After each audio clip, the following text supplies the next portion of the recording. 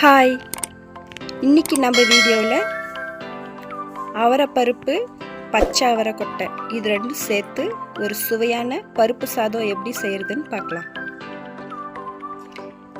அதுக்கு நான் குக்கர் எடுத்துருக்கிறேன். எண்ணெய்,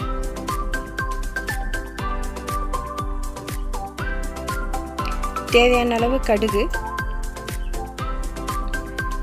நல்லா பொரிஞ்சு வந்ததும் தட்டி வச்ச பூண்டு சேர்த்துக்கலாம்.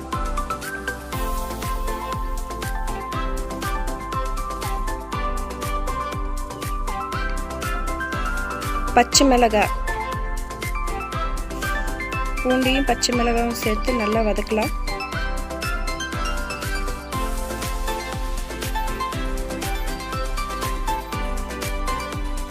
இப்போ நறுக்கி வச்ச வெங்காயம்,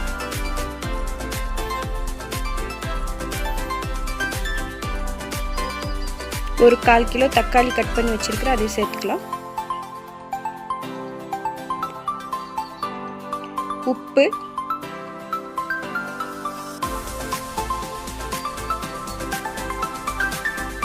மஞ்சள்தூள்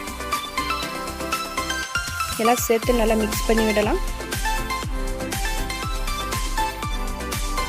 தக்காளி குயிக்க வதங்கணும்னா கொஞ்ச நேரம் மூடி வைக்கணும். சீரகம் 1 ஸ்பூன் நல்லா வதக்கிட்டு இப்போ நம்ம ஒரு 2 நிமிஷம் மூடி வைக்கலாம். அப்போ தக்காளி சீக்கிரம் வதங்கிடும்.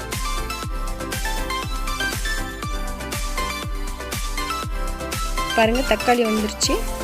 இப்போ பச்சை அவரைக்கொட்டை அதையும் சேர்த்துக்கலாம். 2 கப் அரிசி எடுத்துருக்கிறேன். நார்மல் அரிசி தான், அதையும் சேர்த்துக்கலாம். அவரைப்பருப்பு 1 கப் எடுத்துருக்கிறேன்.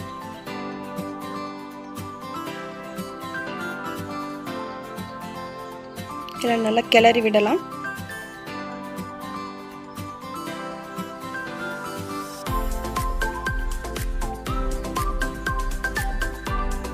இப்போ 1 கப் அரிசிக்கு 2 கப் தண்ணி, 1 கப் அவரைப்பருப்புக்கு 1.5 கப் தண்ணி, அப்போ 5.5 கப் தண்ணி ஆல்ரெடி நான் ஸ்டவ்வில் கொதிக்க வச்சு சூட் பண்ணி வச்சுருந்தேன், கொஞ்சம் குயிக்காக சாப்பாடு ஆகணும்னு. இந்த ஸ்டேஜில் உப்பு காரம் பார்த்துட்டு விசில் வரத்துக்கு லாக் பண்ணி வச்சிடலாம். 2 விசில் விடலாம். விசில் ஏரெல்லாம் போர்ச்சி. இப்போ ஓப்பன் பண்ணி பார்க்கலாம். பருப்பு சாதம் ரெடி.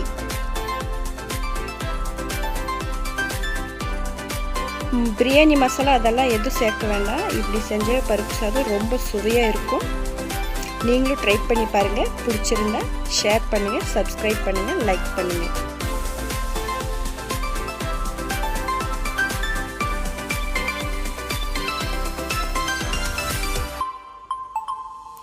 டேஸ்ட் மட்டும் அல்டிமேட்டாக இருக்கும். இப்போ பச்சை அவரைக்கொட்டை சீசன் அப்படின்றதுனால அதையும் நான் சேர்த்துருக்கேன். அது ஆப்ஷனல் தான். தேங்க்யூ.